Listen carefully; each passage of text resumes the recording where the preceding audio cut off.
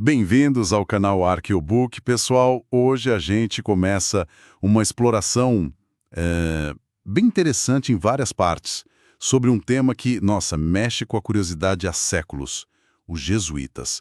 E esta aqui é a primeira parte dessa nossa série. Exatamente. E para a gente começar a construir essa análise, a gente vai por um caminho que talvez à primeira vista pareça um pouco lateral. Mas as fontes que a gente recebeu, elas indicam que é um ponto fundamental. Ah, é? Que bom seria esse? É o enigma em torno da figura do anticristo e, mais ainda, a própria natureza da busca pela verdade, sabe? No meio de tantas interpretações complicadas. Olha, interessante começar por aí.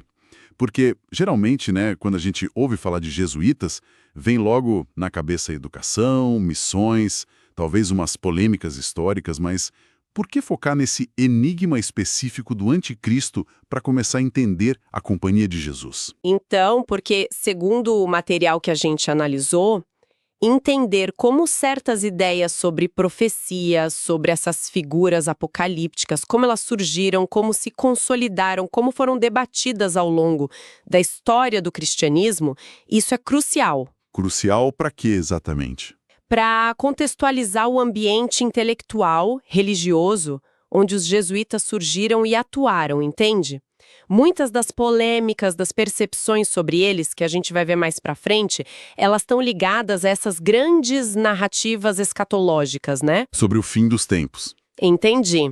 Então, mergulhar nesse tema do anticristo não é bem um desvio, é mais como preparar o terreno, né? Entende. As fontes que a gente tem mencionam que essa figura interessa a muitos grupos diferentes. Certo. Sim, sim.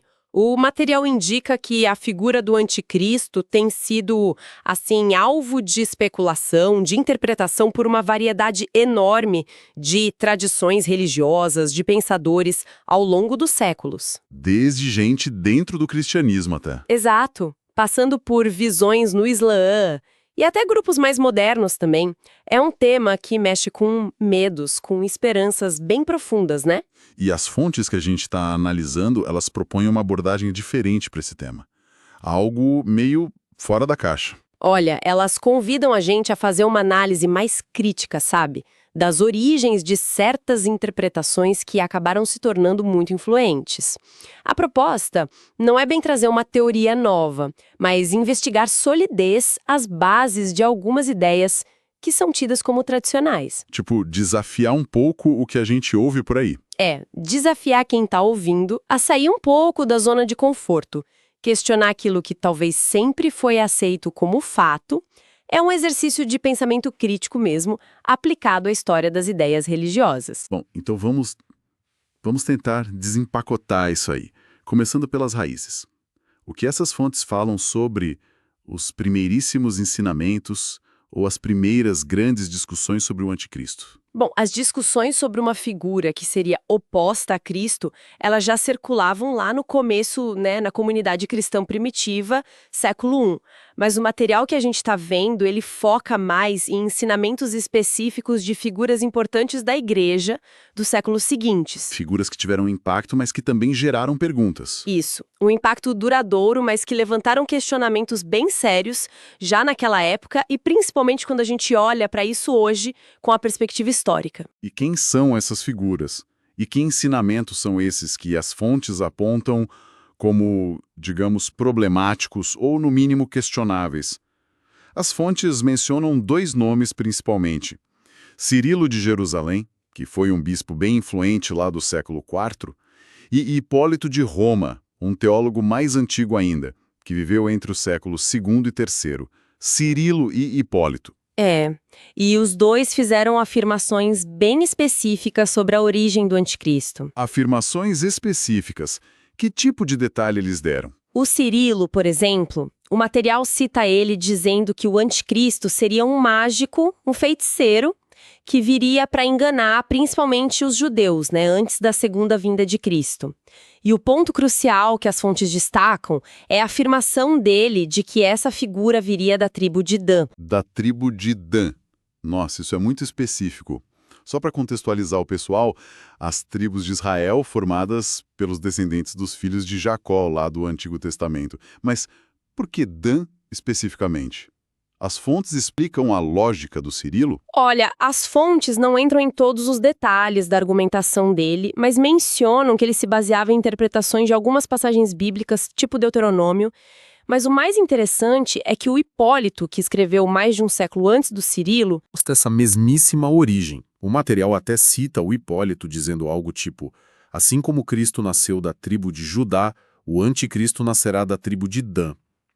Ele é descrito nas fontes como talvez o primeiro a cravar essa origem tribal aí. caramba! Então é uma ideia bem antiga que ganhou força com figuras importantes da igreja, mas aí é que as fontes que a gente analisou dão uma virada, né?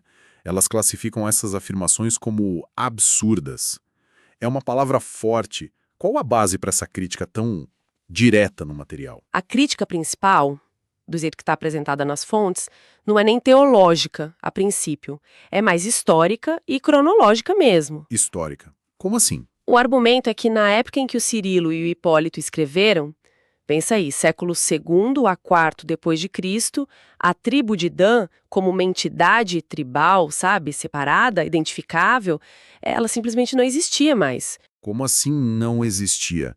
As 12 tribos não continuaram existindo? Então, é aí que a história complica um pouco. As fontes lembram a gente que o reino de Israel foi dividido, né, depois da morte de Salomão.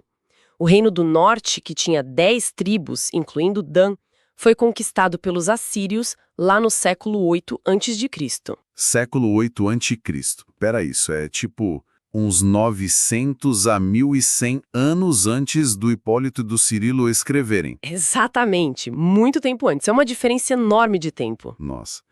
E o que aconteceu com essas 10 tribos, incluindo Dan, depois dessa conquista síria? Então, segundo o relato histórico que as fontes usam para criticar essa ideia, essas tribos foram deportadas em massa, espalhadas pelo Império Assírio, que era gigante. O material argumenta que nos séculos seguintes elas acabaram se misturando com outros povos. Se misturaram.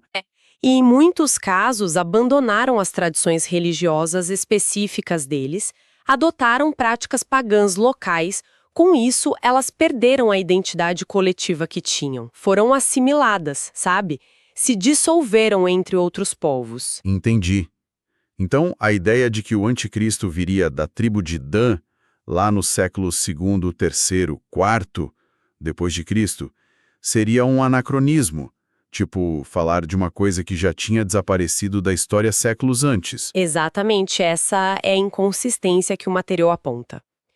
Enquanto ainda era possível, segundo as fontes, rastrear descendentes das tribos de Judá e Levi, que eram do Reino do Sul e mantiveram uma identidade mais forte depois do exílio na Babilônia, o mesmo não valeria para as 10 tribos do norte. Ah, tá. Então, afirmar uma origem específica na tribo de Dan naquela época seria, de acordo com essa análise, algo sem fundamento histórico. Isso levanta uma questão interessante.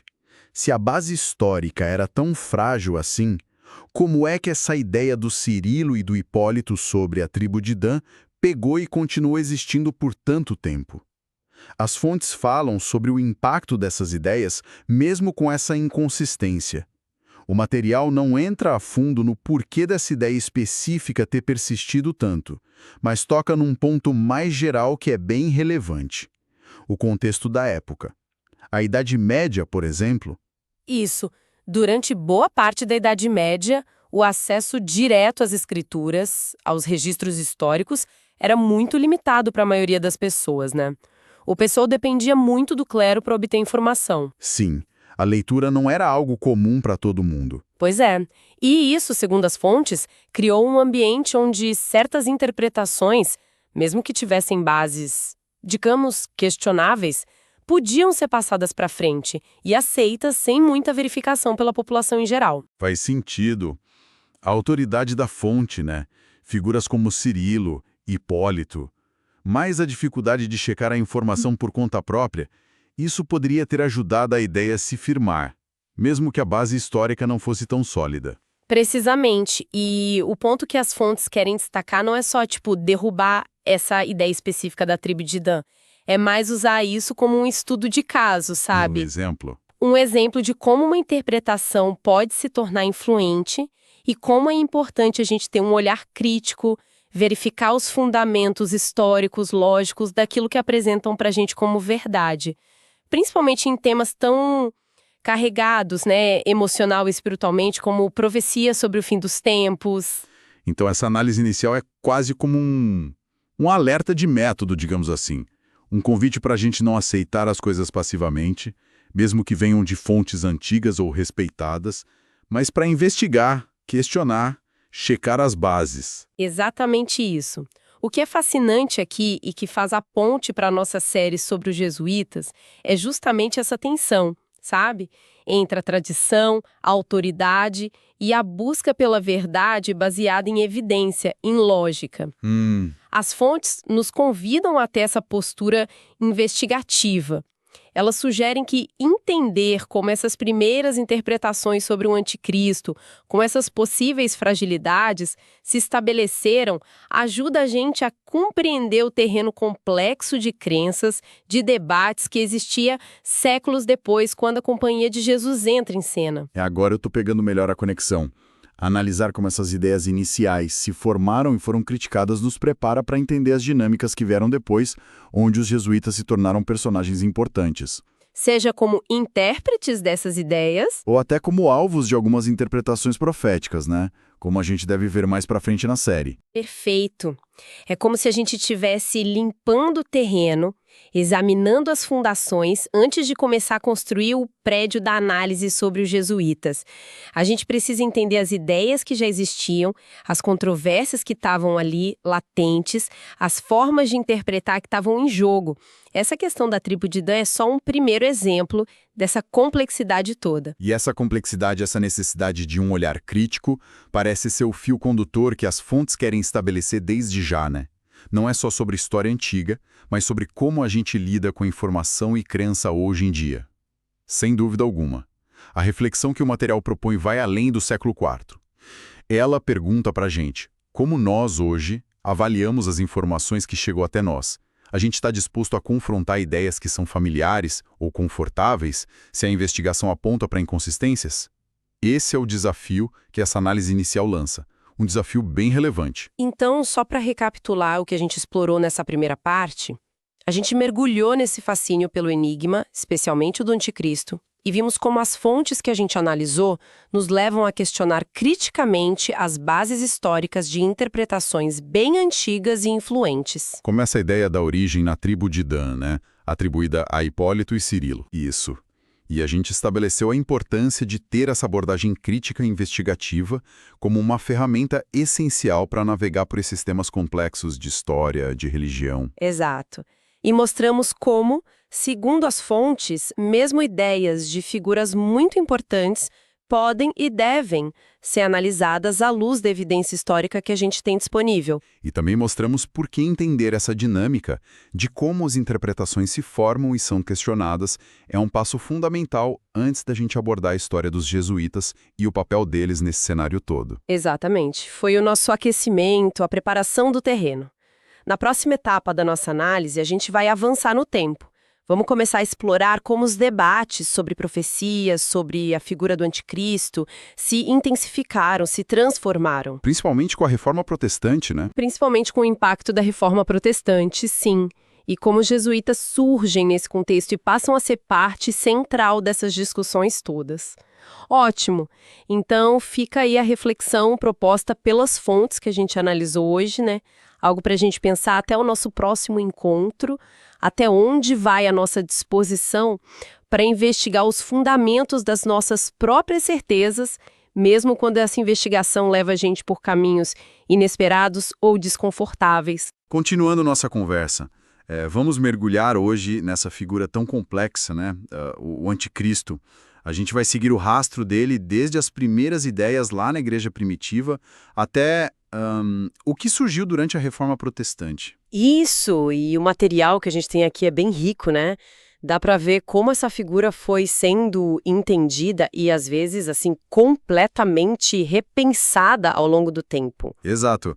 Nossa missão aqui é tentar entender essas reviravoltas. Com certeza. É impressionante como uma figura que nem é tão detalhada assim no Novo Testamento acabou gerando tanta discussão, né? Quase desde o comecinho do cristianismo. Já no século I, o pessoal já falava disso. Sim, já tinha uma certa agitação.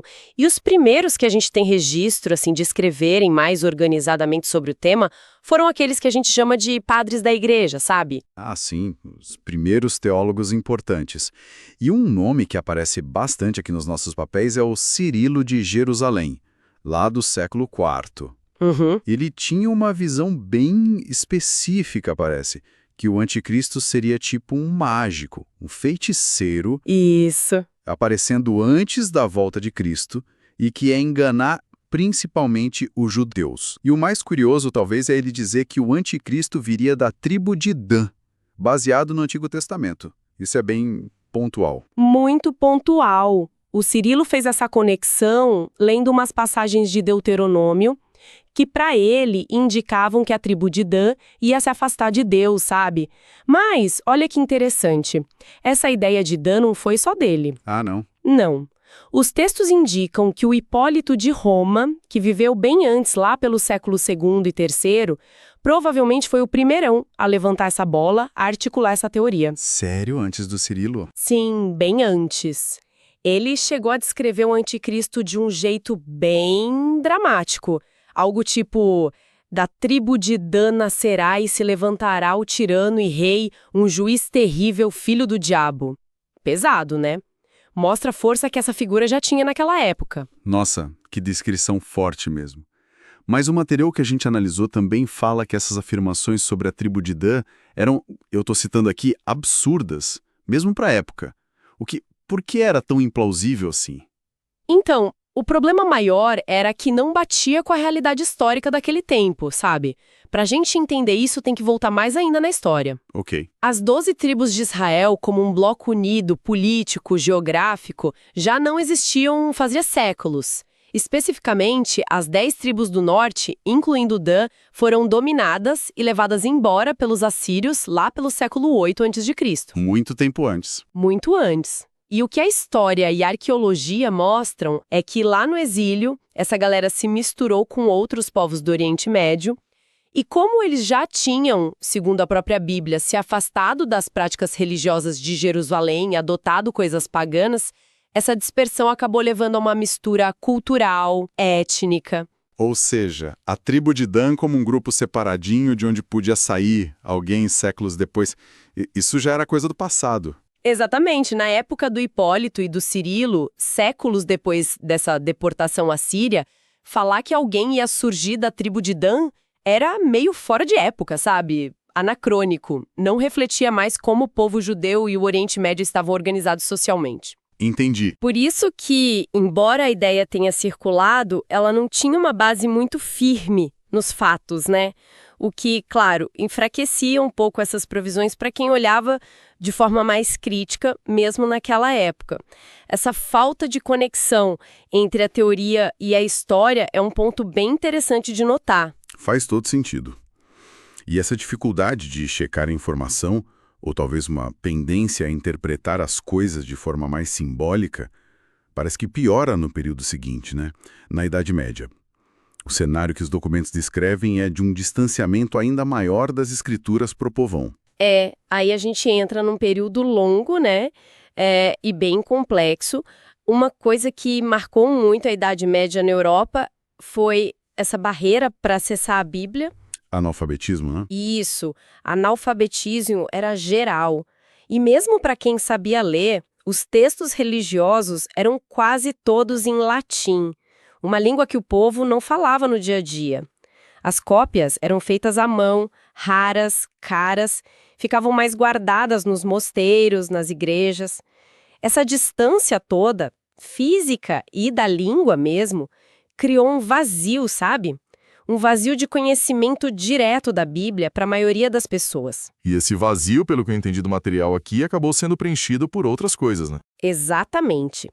Sem poder ir lá e conferir o que estava escrito, ficou mais fácil para a estrutura da igreja da época introduzir e fortalecer doutrinas e práticas que, segundo a análise de alguns dos nossos documentos, não tinham uma base tão clara assim nos textos originais da Bíblia.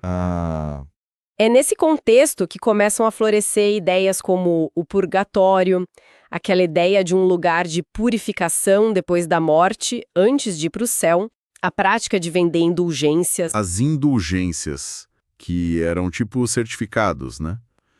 Prometiam diminuir o tempo no purgatório ou perdoar pecado se a pessoa pagasse. Isso, tipo uma transação espiritual mesmo, que depois deu muita polêmica. Imagino. E além disso, se fortaleceu a veneração de imagens, de relíquias, objetos que supostamente pertenceram a santos ou a Cristo. A confissão obrigatória dos pecados para o padre, para poder ser perdoado, e a missa toda em latim. Um ritual que para a maioria era impossível de entender o que estava sendo dito. Ficava uma coisa meio distante, né? O foco mudou muito, em vários casos, para o ritual em si, para a autoridade da instituição, e se afastou daquilo que alguns textos aqui chamam de evangelho puro, dos apóstolos, que era mais focado na fé individual, no arrependimento, na graça de Deus para libertar do pecado. Um contraste bem grande. Mas é importante dizer, né, que mesmo nesse cenário todo, a resistência nunca sumiu de vez. Os relatos falam que sempre teve gente, grupos, tentando preservar o que eles achavam que era a mensagem original da Bíblia. Sim, esse ponto é chave no material. Durante toda a Idade Média, teve focos de gente que discordava, movimentos, pregadores que questionavam essas doutrinas, essas práticas, e defendiam voltar para as Escrituras como a única autoridade. Tipo quem? Grupos como os valdenses, os lollardos, muitos deles foram duramente perseguidos por causa do que acreditavam, pagaram um preço altíssimo, muitas vezes com a própria vida, para manter o que eles entendiam como a verdade bíblica, contra ensinos que eles viam como distorções ou invenções humanas. Essa corrente meio subterrânea de resistência é super importante para a gente entender o que veio depois. E o que veio depois foi uma explosão, né? Essa resistência virou um movimento que sacudiu a Europa, a Reforma Protestante. Exatamente. Toda essa resistência que foi se acumulando junto com outras coisas que estavam acontecendo na política, na sociedade, no pensamento do fim da Idade Média e começo da Renascença, preparou o terreno para a Reforma. E aí a gente chega numa figura central, Martinho Lutero. O famoso Lutero, monge católico alemão, professor... Isso, professor de teologia. Ele acabou sendo o estopim de uma mudança gigantesca. E o marco zero que todo mundo reconhece é aquele dia, 31 de outubro de 1517. O dia das 95 teses. O que exatamente ele estava contestando ali? As 95 teses eram, basicamente, um convite para um debate acadêmico sobre a venda das indulgências. Lutero criticava, assim, com força, a ideia de que o perdão dos pecados ou a salvação podiam ser comprados com dinheiro. Ele questionava a autoridade do Papa nisso. Também questionava se o Papa tinha autoridade para dar esse tipo de perdão, principalmente para as almas que estariam no purgatório. Mas o ponto mais fundo mesmo, e que ia virar a base de toda a teologia dele, era a afirmação, primeiro implícita, depois bem clara, da sola escritura. Só a escritura. Exato. A ideia de que a Bíblia, e não a tradição da Igreja ou a palavra do Papa, devia ser a única regra final para a fé e para a doutrina cristã. Tem aquela imagem clássica, né? Lutero pregando as teses na porta da igreja do Castelo de Wittenberg. Os nossos documentos até mencionam um debate se isso aconteceu exatamente assim. Sim, existe essa discussão entre os historiadores. Um pesquisador católico, Erwin Iserloh, lá em 1961, levantou a tese de que esse ato específico de pregar à porta talvez fosse mais lenda do que fato comprovado. Ele sugeriu que Lutero teria divulgado as teses de outras formas, tipo por cartas. Ah, entendi. Mas como o material aqui mesmo aponta, a maioria dos historiadores acha que os argumentos do Iserloh não são totalmente definitivos e mantém a visão tradicional como possível, ou pelo menos como um símbolo muito forte do que aconteceu. O que ninguém discute, e que é o que realmente importa, é que as teses vieram a público em 1517, se espalharam rapidinho por causa da imprensa, que era recente. A imprensa foi fundamental, né? Totalmente. E aí acendeu o pavio da reforma. O impacto foi gigantesco. Não importa se ele pregou na porta com martelo ou não. Ok, vamos desempacotar isso. A própria palavra protestante vem daí, né? Desse contexto de contestação. Os relatos explicam que o termo começou a ser usado para quem protestava contra certas decisões e práticas impostas, querendo voltar ao que eles entendiam como o ensino da Bíblia. Perfeito. E é exatamente nesse ponto que a nossa investigação sobre o anticristo dá uma virada, assim, surpreendente e super importante. Como assim? Se antes o pessoal ficava especulando sobre figuras que viriam no futuro, ou personagens meio obscuros da história, tipo alguém da tribo de Dan, a reforma trouxe uma identificação completamente diferente, radicalmente diferente. E qual era? O material revela que o Martinho Lutero, e junto com ele muitos outros líderes importantes da reforma, como Calvino, Zwinglio, John Knox, eles passaram a identificar o anticristo não mais como uma pessoa só lá no futuro, Mas sim como o próprio sistema papal. A instituição do papado romano e o papa da época como representante máximo desse sistema. Aqui é onde fica realmente interessante. Nossa, isso é uma mudança de perspectiva brutal. Identificar o líder máximo da Igreja Católica da época como anticristo da Bíblia. Brutal. Hoje em dia, como os textos até comentam, mesmo entre muitos protestantes, a ideia mais comum voltou a ser a de um anticristo pessoa física, que vai aparecer no fim dos tempos. Mas para os reformadores a questão era ali, presente, institucional. Exato. E o material faz questão de frisar que essa acusação não era feita de qualquer jeito, né? Não era só para provocar ou fazer política. De jeito nenhum. Era algo muito sério. É fundamental a gente entender o contexto da época. Naquele tempo, dizer que o Papa era o anticristo era uma afirmação de uma gravidade absurda. Tinha consequências que podiam levar à morte. Tortura, fogueira. Sim, os relatos são claros. As pessoas eram torturadas e queimadas por muito menos.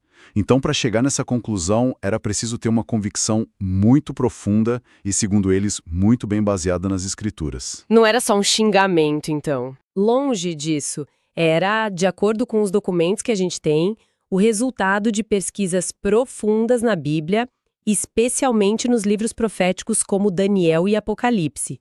Eles liam esses livros à luz da história e dos conflitos teológicos da época deles. E eles acreditavam, sinceramente, que tinham encontrado na figura do Papa e nas ações do papado as características que a Bíblia descrevia para o homem do pecado ou para o anticristo. E essa convicção era tão forte, tão central, que eles chegaram a colocar isso nos documentos mais importantes deles, nas doutrinas oficiais. Exatamente. Isso mostra o quanto essa identificação era fundamental para eles se entenderem como movimento protestante no início. A gente está falando das confissões de fé. O que são essas confissões de fé exatamente? São declarações formais, sabe? Documentos que estabelecem os pilares da doutrina de uma igreja ou grupo religioso. Tem exemplos bem antigos, como o Credo Niceno, que muitas igrejas usam, mas no contexto protestante, a gente tem a Confissão de Augsburgo, para os luteranos, e uma muito influente, a Confissão de Fé de Westminster, que foi adotada pelos presbiterianos e outros grupos reformados. E a de Westminster, lá de 1646, é bem direta sobre o Papa, né? Um dos documentos traz a citação certinha. Você lembra como é? Lembro, sim. A parte importante, que fala sobre quem é o chefe da igreja, diz assim: não há outro cabeça da igreja além do Senhor Jesus Cristo. Nem pode o Papa de Roma, em qualquer sentido, ser o cabeça dela, mas é aquele anticristo, aquele homem do pecado e filho da perdição, que se exalta na igreja contra Cristo e contra tudo que se chama Deus. Nossa, aquele anticristo, homem do pecado, filho da perdição, é uma linguagem muito, muito forte para um documento oficial de doutrina. Fortíssima. E direto ao ponto, incorporada num documento que ia guiar a fé de muita gente por gerações. Não deixa nenhuma dúvida sobre qual era a posição oficial desses grupos naquela época. Impressionante essa clareza, essa força. E não era uma opinião isolada dentro da reforma, né? Tinha mais gente pensando assim. De forma alguma, o material traz outro exemplo bem importante. A primeira Bíblia em inglês, que veio com notas de estudo completas, a chamada Bíblia de Genebra, publicada em 1560. Bíblia de Genebra. Isso. Foi um projeto de protestantes ingleses e escoceses que estavam exilados em Genebra, muitos deles seguidores do João Calvino e do John Knox. Essa Bíblia foi super popular entre os puritanos, entre os primeiros colonos que foram para a América. E o que ela dizia sobre o anticristo? Nas notas de rodapés Bicão e Imbro do Apocalipse, a Bíblia de Genebra também identificava o papado como o anticristo, sem meias palavras. Chegava a chamar o Papa, por exemplo, de o rei dos hipócritas e enviado de Satanás. Caramba! Pois é, isso mostra como essa interpretação estava espalhada e era considerada, assim, a visão correta dentro das principais correntes da Reforma. Então, o que tudo isso significa? Olhando para esses documentos todos, a gente percebe uma evolução e tanto na ideia do anticristo, né? Começa lá na igreja primitiva com umas especulações sobre pessoas, talvez ligadas a profecias meio estranhas, como a da tribo de Dan. Uhum. Passa pela Idade Média, um tempo em que a Bíblia estava mais distante para muita gente. E aí, com a Reforma, acontece essa virada radical. Os grandes nomes do protestantismo olham para o sistema papal e dizem: é isso. O anticristo é esse sistema, baseando isso na leitura deles da Bíblia e defendendo essa ideia mesmo correndo risco de vida. É uma trajetória e tanto. Exatamente. A gente cobriu um período histórico e teológico enorme, vendo como essa figura foi lida de jeitos tão diferentes. Mas essa identificação feita pelos reformadores, que foi a visão dominante no protestantismo por séculos, não é a mais comum hoje em dia, né? Não mesmo. E isso levanta perguntas importantes que o nosso material vai ajudar a gente a explorar na continuação dessa análise. Como e por que essa visão da reforma começou a ser questionada? Qual foi a resposta da Igreja Católica naquele movimento que a gente conhece como contra-reforma, a essa acusação tão grave? E como foi que surgiram as interpretações mais modernas que voltaram a focar no anticristo individual lá no futuro? Tem mais coisa para desvendar aí. Com certeza. Tem mais camadas para descobrir, mais perguntas cruciais para responder com base nas fontes que a gente tem. A conversa definitivamente vai continuar.